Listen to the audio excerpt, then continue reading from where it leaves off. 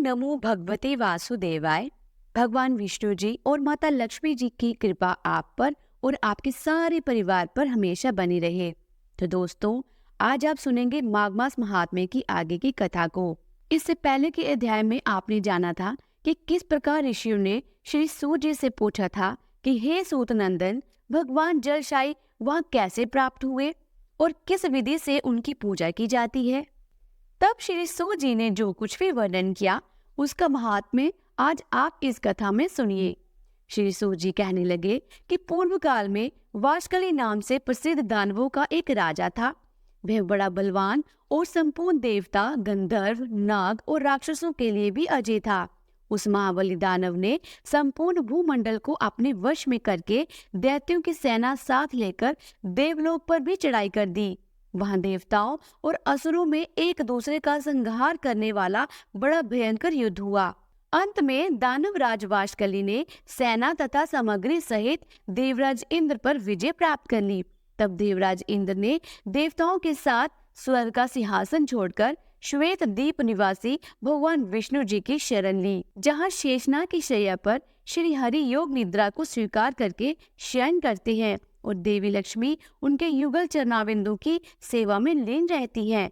वहीं पहुंचकर देवताओं ने सब ओर से वैदिक सूक्तों द्वारा भगवान विष्णु का भक्ति पूर्वक स्तवन किया। फिर जगदीश्वर भगवान श्री हरि शैया से उठकर देवराज इंद्र से बोले, हे इंद्र, इस समय तीनों लोकों में कुशल तो है ना? तुम संपूर्ण देवताओं को साथ लेकर यहाँ कैसे आए हो? तब देवराज ने कहा, हे भगवान, दैत्यराज वाशकली भगवान शंकर से वरदान पाकर बड़ा बलवान हो गया है। वह तो देवताओं द्वारा युद्ध में अजय है और उसने युद्ध भूमि में मुझे भी परास्त कर दिया है।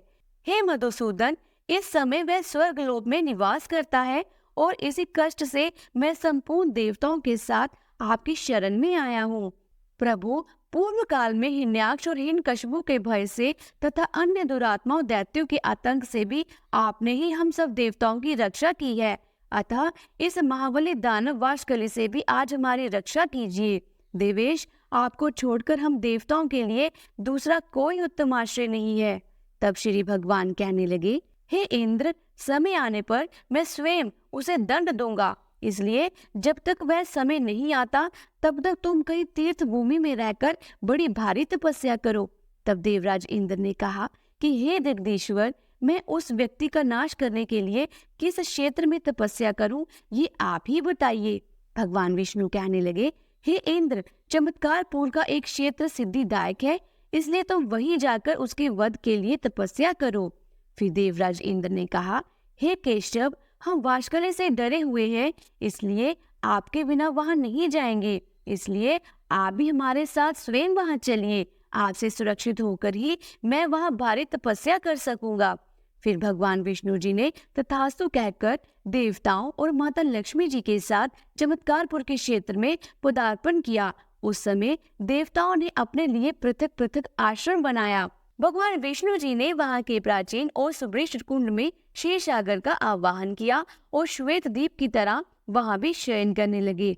उस समय सब देवता उनके चारों ओर विनीत भाव से खड़े होकर उनकी स्तुति किया करते थे। फिर आषाढ़ कृष्णा द्वितीया पूर्णिमांत मास की गणना के अनुसार श्रावण कृष्ण द्वितीया का शुभ अवसर आने पर बृहस्पति जी ने देवराज इंद्र से कहा कि हे पुरंदर, आज अश्विनी शयना नाम वाली तृतीया है। ये भगवान विष्णु जी को अत्यंत प्रिय तिथि है। ये सुनकर देवराज ने शास्त्रोक्त विधि से व्रत करके उस दिन जलशायी विष्णु जी का पूजन किया और इसी प्रकार 4 महीने तक प्रत्येक द्वितीया के दिन भगवान हरि का पूजन करते रहे।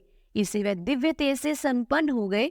उन्हें तेज रूप में देखकर भगवान विष्णु जी बड़े प्रसन्न हुए और कहने लगे, हे इंद्र, अब तुम संपूर्ण देवताओं के साथ वाशकली का वध करने के लिए जाओ, तुम्हारी विजय अवश्य होगी। देव, शत्रुओं का वध करने के लिए मेरा ये सुदर्शन चक्र भी तुम्हारे साथ जाएगा। ऐसा कहकर श्री हरि ने दानवों का वध करने के लिए इंद्र के साथ अपने सुदर्शन चक्र को भी भेज दिया। देवराज ने उस चक्र के साथ जाकर युद्ध में फिर संपूर्ण दानवों का संहार कर डाला।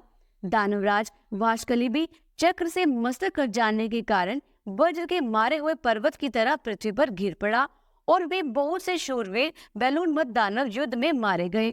इस प्रकार दैत्य सेना का संहार करके सुदर्शन चक्र पुनः भगवान विष्णु के हाथ में आ गया।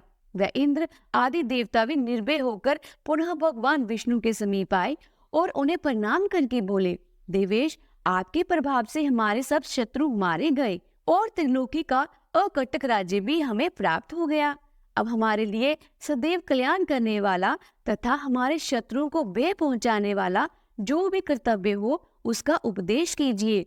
तब श्री भगवान कहने लगे, देवता गणों, मुझे तो संपूर्ण लोगों का हित करने के लिए पवित्र जल से भरे हुए इस कुंड में अब सदैव निवास करना है।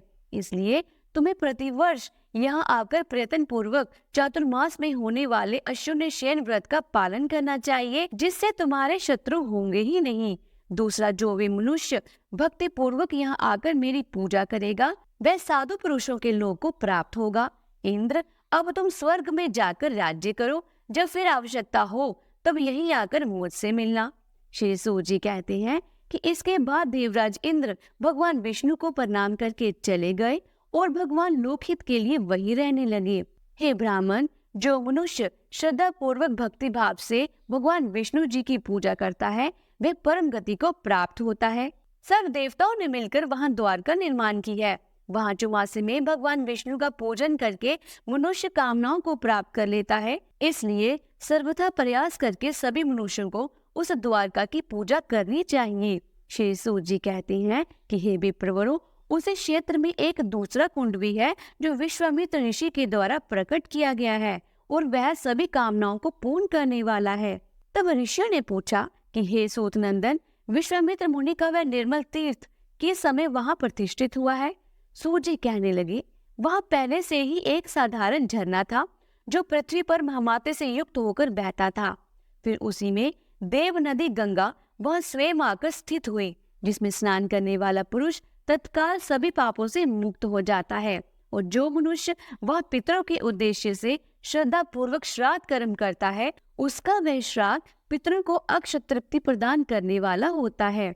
उस उत्तम तीर्थ में जो कुछ दान, होम और जप आदि सत्कर्म किया जाता है उसका अनंत फल होता है। एक समय की बात है, व्याध के बाण से घायल हुई एक हिरनी उस देव नदी के जल में घुस गई और वहीं उसकी मृत्यु हो गई। उस पुण्य जल के प्रभाव से वही हिरनी स्वर्ग लोक में मेनका नामक अप्सरा हुई। वह अप्सरा उस तीर्थ के प्रभाव का स्मरण करती हुई चैत्र शुक्ल तृतीया को रविवार और बरने नक्षत्र का योग होने पर सदैव वहां जाकर स्नान किया करती थी। किसी समय वैसा ही योग आने पर मुनीश्वर विश्वामित्र भी कहीं से घूमते हुए उसे तीर्थ में आ गए। इधर में मेनका भी देव दर्शन के लिए स्वर्ग लोक से आई और भगवान की पूजा करके स्वर्ग में जाने लगी। तब उसकी दृष्टि वहां इधर उधर घूमते हुए मुनिवर विश्वामित्र पर पड़ गई। उन्हें देखते ही मेनका काम के अधीन हो गई और शीघ्रता पूर्वक उनके समीप गई। उस अदृष्ट पूर्व सुंदरी को देखकर मुनि ने पूछा, कल्याणी, तुम्हारा शुभ हो। मन, वाणी और क्रिया द्वारा भगवान विष्णु के चरणों में तुम्हारी अविचल भक्ति हो। फिर वह कहने लगे कि क्या तुम सदाचार और विनय से युक्त होकर सदा प्रेम बोलती हो? अपने पति के चरण बिंदों की सेवा में संलग्न रहती हो? क्या तुम्हें सदा अपने पति की प्रियतमा होने का सौभाग्य प्राप्त है?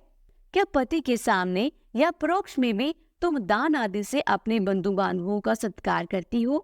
क्या तुम पति के सो जाने पर सोती और उनके जागने से पहले ही उठ जाती हो? क्या प्रातःकाल उठकर तुम प्रतिदिन अपने घर में स्वयं ही झाड़ू लगाती हो? क्या देवताओं को नमस्कार करके घर के गुरुजनों को प्रतिदिन प्रणाम करती हो और उन सबको अपनी शक्ति के अनुसार अन्न और जल देकर फिर सबके बाद भोजन करती हो? क्या जल जंतुओं की रक्षा करती हो? अपने सघन वस्त्र से पानी को 7 बार छानकर पीती हो? कभी सूर्यास्त के समय तुम भोजन तो नहीं करती? अपने सेवकों, कुटुंबीजनों और विशेषतः साधु संतों को दिए बिना तुम भोजन तो नहीं करती? क्या तुम दया भाव से युक्त होकर शरीर को क्लेश देने वाले जूं, खटमल और मच्छर आदि का भी पुत्र की तरह पालन करती हो? क्या साधु पुरुषों के मुख से प्रतिदिन भक्ति पूर्वक कल्याण में धर्म का उपदेश सुनती हो और सुनकर आदर के साथ उसका पालन भी करती हो? क्या पवित्र शास्त्र कथा सुनकर भी तुम शास्त्र का, वाचक का और उसकी विशेष व्याख्या करने वाले विद्वान का भी पूजन करती हो? क्या प्रतिदिन शिव मंदिर में अपनी शक्ति के अनुसार तुम संगीत वाद्य आदि की व्यवस्था करती और भेंट पूजा उपहार चढ़ाती हो? क्या तुम साधु पुरुषों को उनका पूरा शरीर ढकने के लिए उपयुक्त वस्त्र अर्पित करती हो? तुम दूसरों के घर में विशेषतः रात के समय व्यर्थ घूमने के लिए तो नहीं जाती? कहीं पति के भूखे होते हुए भी तुम स्वयं भोजन नहीं कर लेती? क्या तुम प्रयत्न पूर्वक पति की आज्ञा का उल्लंघन करने के दोष से अपने आप को बचाती हो? कभी पति के क्रोधित होने पर तुम उनकी बातों का उत्तर तो नहीं देती? उनके क्रोध रूपी पाप का निवारण करने के लिए उनसे मीठे और प्रिय वचन तो बोलती हो ना? तुम पति के परदेश जाने पर मैले वस्त्र धारण करती और दीन दुर्बल तथा मलयान बदन रहती हो ना? कभी मंदिर के पृष्ठभाग में तुम जूठा और टूटा हुआ बर्तन तो नहीं रखती? रात में जागरण काल में तुम कथा के स्थान, झरना, एकांत प्रदेश, नदी, तट और वन में कभी अकेली तो नहीं जाती? और अपने मुखमंडल में तुम कुमकुम की बिंदी तो लगाती हो ना? तब मेनका बोली, मुने, आपने जिनके धर्म का वर्णन किया है वह दूसरी स्त्रियां हैं। हम तो स्वेच्छा विहार करने वाली देवलोक की अप्सराएं हैं। महाभाग, आप किस देश से आए हैं? आपके दर्शन से तो मेरा मन विचलित हो रहा है। मुझ अनुरागनी को स्वीकार करे, नहीं तो मेरे प्राण नहीं रहेंगे। यदि ऐसा हुआ तो आपको स्त्रीवध का पाप लगेगा।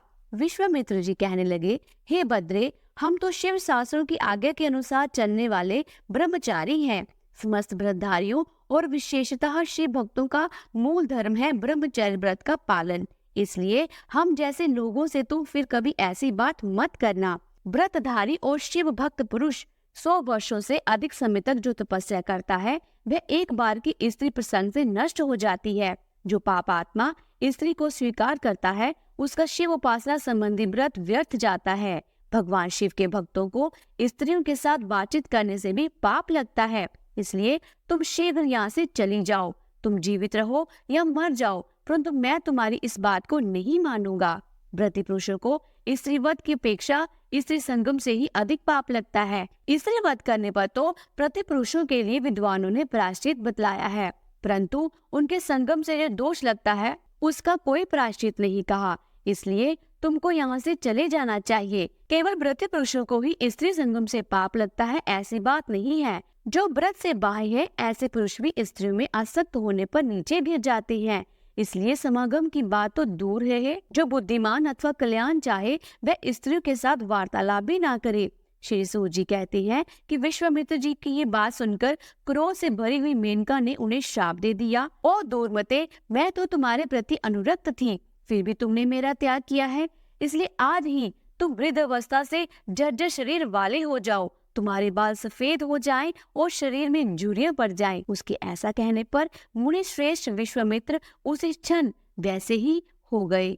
तब वह भी कमंडल से जल लेकर उसे श्राप देने को तत्पर हुए और इस प्रकार कहने लगे, और नीच, तुमने निर्दोष होने पर भी मुझे श्राप दिया है, इसलिए तुम भी शीघ्र जर्जर अवस्था से जर्जर अंग वाली हो जाओ। ऋषि के वचनों से वह भी तुरंत वैसे ही हो गई। उस वृद्ध शरीर से मेनका ने पुनः वहां के जलाशय में स्नान किया। स्नान करते ही पहले की तरह रूप लावण्य से संपन्न हो गई। ये महान आश्चर्य की बात देखकर ऋषि विश्वामित्र ने भी तुरंत जाकर वहीं स्नान किया और वह भी पहले की तरह ही हो गए। उस तीर्थ के महत्व से मेनका और विश्वामित्र दोनों रूप तथा उदारता आदि गुणों से संपन्न हो गए और प्रसन्नता पूर्वक एक दूसरे से विदा लेकर अपने अभीष्ट स्थान को चले गए।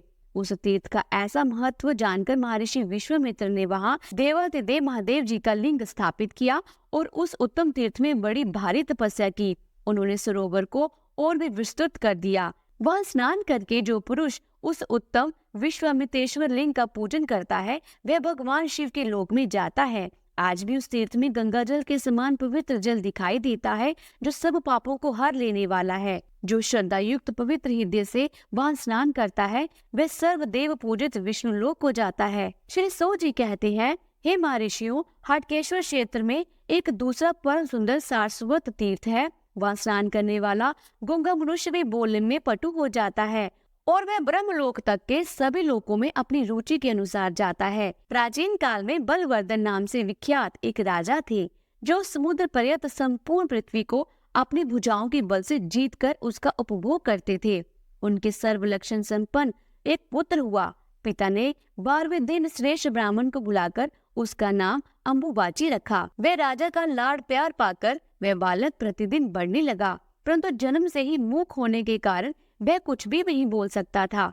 फिर उस बालक का 7वां वर्ष आने पर राजा बलवर्धन मृत्यु को प्राप्त हो गए। तब मंत्रियों ने राजा के उसी पुत्र को राज्य सिंहासन पर बिठा दिया, क्योंकि उनके दूसरा कोई पुत्र नहीं था। इस प्रकार राजा सिंहासन पर बैठे हुए बाल अवस्था से युक्त उस गूंगे राजा के राज्य में सभी ओर उन्माद होने लगा। जल जंतुओं की तरह बलवान लोग सभी ओर दुर्बलों को सताने लगे। तब मंत्रियों ने अपने पुरोहित वशिष्ठ जी से कहा कि हे महामुने, इस राजा के बोलने के लिए कोई उपाय कीजिए। इसकी जड़ता से ही सारी पृथ्वी उजड़ती जा रही है, इसलिए कोई उचित उपाय कीजिए। तब दीर्घ काल तक विचार करने पर वशिष्ठ जी ने मंत्रियों से कहा, हाटकेश्वर क्षेत्र में सभी कामनाओं को देने वाला सारस्वत नामक तीर्थ है, वही ये राजा स्नान करे। तब महर्षि वशिष्ठ जी के कहने से राजा अम्बुबाची ने तत्काल जाकर उस तीर्थ में स्नान किया और उसी क्षण वे मधुर स्वर से बोलने वाले वक्ता हो गए। राजा ने सरस्वती देवी का ऐसा प्रभाव जानकर बड़ी श्रद्धा के साथ उनका चिंतन किया और नदी तट से मिट्टी लेकर स्वयं ही सरस्वती देवी की चतुर्भुज मूर्ति का निर्माण किया। वे दाएं हाथ में मनोहर कमल और नक्षत्र के तेज को प्रस्तुत करने वाली अक्षयमाला लिए हुए थी तथा बाएं हाथ में उन्होंने दिव्य जल से भरा हुआ कमंडल और सब विद्याओं की उत्पत्ति के स्थाभूत पुस्तक ले रखी थी। ऐसी मूर्ति का निर्माण करके राजा ने यत्न पूर्वक उसे शिला पुष्ट पर स्थापित किया और धूप माला तथा चंदन से भक्ति पूर्वक उसकी पूजा की। फिर श्रद्धा भाव से पवित्र हृदय के द्वारा उनके आगे शुद्ध और विनीत भाव होकर नरेश ने उच्च स्वर से देवी की स्तुति की। देवी सत्य असत्य रूप तथा बंध मोक्ष रूप जो कोई भी वस्तु है वह सब गुप्त रूप से स्थित रहने वाली आपके द्वारा व्याप्त है। ठीक उसी तरह जैसे अग्नि के द्वारा ईंधन व्याप्त होता है, आप ही सिद्धि रूप में सभी लोगों के हृदय में निवास करती है। हे देवेश्वरी, आपकी जीवा पर वाणी रूप से और नेत्र में ज्योति स्वरूप से विराजमान हो। तीनों लोकों में एकमात्र आप ही भक्ति भाव से ग्रहण करने योग्य हैं। शरण में आए हुए दीनों और पीड़ितों की रक्षा में आप सदा तत्पर रहती हो। आप कीर्ति, आप ही धृति, आप ही मेघा, आप ही भक्ति और आप ही प्रभा कही गई हो। समस्त प्राणियों में निवास करने वाली कांति, सुधा और निद्रा भी आप ही हैं।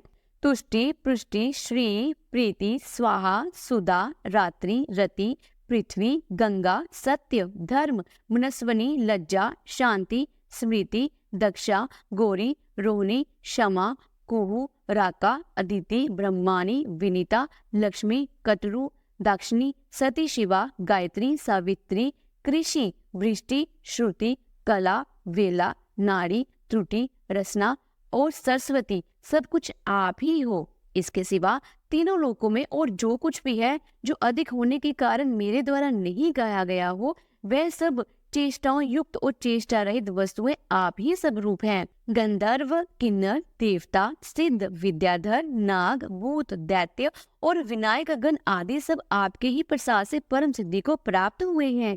अन्य देवता कष्ट पूर्वक आराधना और पूजा करने पर ही मनुष्यों के पाप हरते हैं, परंतु आप केवल नाम लेने से ही सबका उद्धार कर देती हो। राजा अम्बुबाची जी के द्वारा इस प्रकार स्तुति किए जाने पर देवेश्वरी सरस्वती देवी अत्यंत हर्षित होकर कहा, हे राजन, मैं तुम्हारी इस भक्ति से और इस स्तुति से बहुत संतुष्ट हूँ, इसलिए तुम कोई वर मांगो। तब राजा ने कहा, हे देवी, आज से मेरी प्रार्थना स्वीकार करके आप सदा इसी तीर्थ में निवास करें और आपकी ये पूजनीय प्रतिमा त्रिभुवन विख्यात होकर इस तीर्थ में मेरी सुस्थिर कीर्ति के रूप में विद्यमान रहे। जो यहाँ स्थित रहने वाली आपकी आराधना जिस भी निमित्त करे, उसकी भक्ति के अनुसार आप उसकी कामना को शीघ्र पूर्ण करते रहे। तब देवी सरस्वती बोली, राजन, जो इस शुभ सलील में स्नान करके अष्टमी और चतुर्दशी तिथि को यहाँ मेरी पूजा करेगा, उसकी मनवांछित कामनाओं को मैं अवश्य पूर्ण करूंगी। श्री सूत जी कहते हैं कि इस प्रकार परमेश्वरी सरस्वती देवी सभी लोगों के हित के लिए तभी से वहाँ निवास करने लगी। जो मनुष्य अष्टमी और चतुर्दशी को उपवास करके श्वेत पुष्प और चंदन आदि के द्वारा वहाँ उनका पूजन करता है, वह जन्म जन्मांतर तक उत्तम वक्ता और मेधा से संपन्न होता है। सरस्वती के प्रसाद से उसके वंश में कोई भी मूर्ख नहीं पैदा होता। जो सरस्वती देवी के आगे धर्म कथा श्रवण करता है, वह उनके प्रभाव से तीनों युगों तक स्वर्गलोक में निवास करता है। जो सरस्वती देवी के मंदिर में सदा श्रद्धा पूर्वक विद्या दान करता है वह अश्वमेव यज्ञ का फल पाता है। जो वहाँ श्रेष्ठ ब्राह्मण को धर्मशास्त्र की पुस्तक दान करता है वह भी अश्वमेव यज्ञ का फल पाता है। जो देवी सरस्वती के आगे खड़े होकर वेद पाठ करता है वह संपूर्ण अग्निस्तोम यज्ञ का फल प्राप्त करता है। तो बोलिए श्री कृष्ण भगवान की जय। आज के वृतांत में बस इतना ही। इसकी आगे की कथा का महात्म्य आप अगली वीडियो में जरूर सुनिएगा। अगर आपको आज की वीडियो अच्छी लगी हो तो वीडियो को लाइक करें, और अगर आप चैनल पर पहली बार आए हैं तो चैनल को सब्सक्राइब करके बेल आइकन के बटन को प्रेस कीजिएगा। जल्दी मिलती हूँ अगले अध्याय के साथ। तब तक के लिए राधे राधे।